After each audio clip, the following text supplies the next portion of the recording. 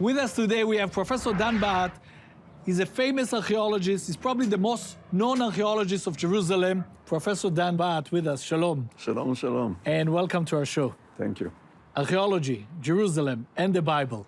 Well, it all goes together very well. You can add to it not only the Old Testament, but also the New Testament. You can add to it thousands and thousands of pilgrims who came to Jerusalem and described it, thousands and thousands of documents all through history. Jerusalem is a focal point in world history. There is no doubt about it. And for us, the Jewish people, it is definitely a focal point. You cannot imagine the Jewish people without Jerusalem, and you cannot imagine Jerusalem without the Jewish people. The Bible is definitely the basis to our claims on the Holy Land as a whole, not only Jerusalem, but as a whole.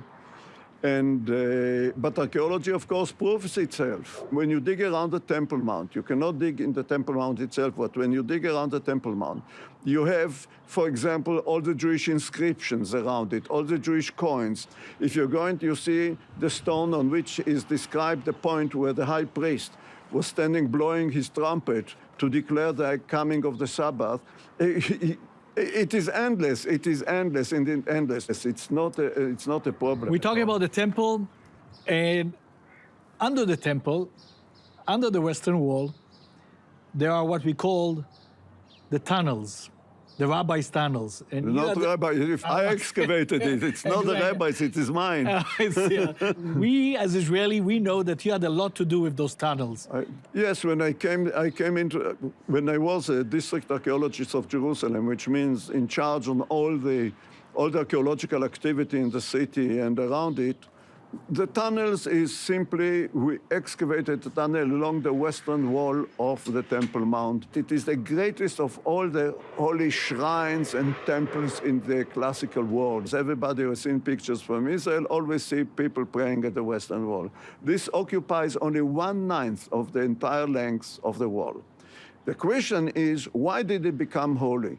The Holy of Holies was, of course, on the Temple Mount. On the very site of the Holy of Holies is sitting today the Dome of the Rock, this Muslim shrine with the golden dome.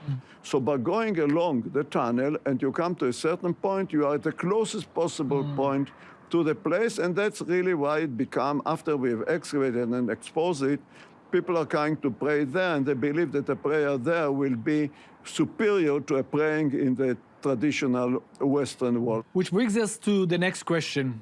Does the scripture help you when you excavate, when you do your research? Yes and no. Why do I say yes and no? An archaeologist is not allowed, when he starts to dig somewhere, already to know what he's going to find. Now, I will not say that after we find, and I know what I found, I can attach it to the scriptures, for example, or any other historical documents. But this is only after you have excavated and you know what you have found. Which findings did you find that gives more authority to this book? I will tell you what. Many of the times when Jesus is described in Jerusalem, I can tell you exactly where did he go, what did he do, everything about it. I'll tell you. So you see strong ties between what's written in the Bible and what you see on ground. Definitely. The problem is that the 4 Gospels and Acts are not describing almost geography. No, that was not the purpose also. Yes. Only one is a bit more, that's John. From his sayings, we are able to build a picture. I can say that I know where Jesus walked, what gate did he come through to Jerusalem.